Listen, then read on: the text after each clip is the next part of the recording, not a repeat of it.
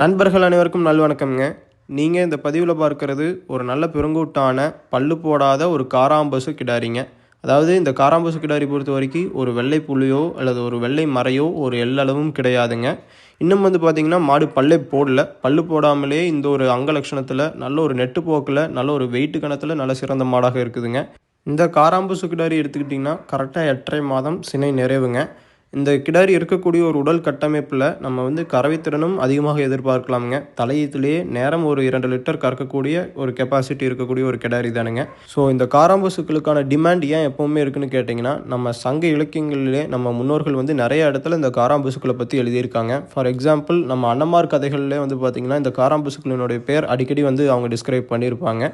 So நம்ம முன்னோர்கள் சொன்னது என்னென்னு கேட்டிங்கன்னா, வீட்டுக்கு ஒரு காராம்பசு இருந்தால் நிச்சயமாக அந்த இடம் என்பது ஒரு பாசிட்டிவ் எனர்ஜியில் ஒரு எதிர்மறை சக்திகள் இல்லாத ஒரு இடமாக இருக்கும்னு சொல்கிறாங்க. அது மட்டும் இல்லாமல் சயின்டிஃபிக்காக இந்த காராம்பசுக்களினுடைய பாலில் பார்த்திங்கன்னா விட்டமின் டி ஊட்டச்சத்தானது அதிகமாக இருக்குங்க. என்ன காரணம்னு கேட்டிங்கன்னா, கருப்பு என்பதே பார்த்திங்கன்னா சூரிய கதிர்களை உள்வாங்கக்கூடிய ஒரு சக்தி படைத்தது. ஸோ அதனால் இதனுடைய பாலில் விட்டமின் டி ஊட்டச்சத்து என்பது அதிகமாக இருக்குங்க. ஸோ இந்த காராம்பசு கிடாரி பொறுத்த வரைக்குங்க நல்ல ஒரு இளம் பொருளுங்க. பல்லே போடாமல் இந்த உடல் கட்டமைப்பில் நல்ல குணத்தில் இருக்கக்கூடிய ஒரு கிடாரி. உங்களுக்கு தேவைப்பட்டால் கான்டாக்ட் பண்ணி தெளிவுபடுத்தி வாங்கிக்கலாமுங்க.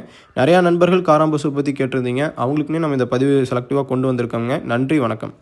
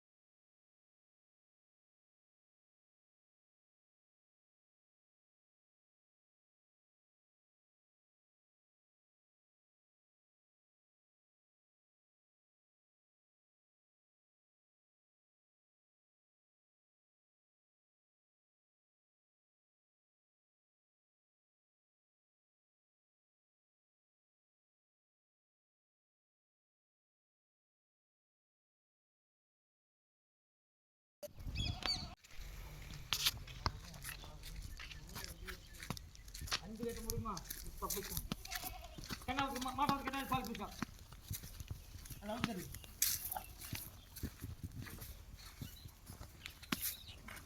பால் பிடிச்ச மாட்டோம் 1 ஹவர் கேட்டு போ 2 ஹவர் கேட்டு அலைமா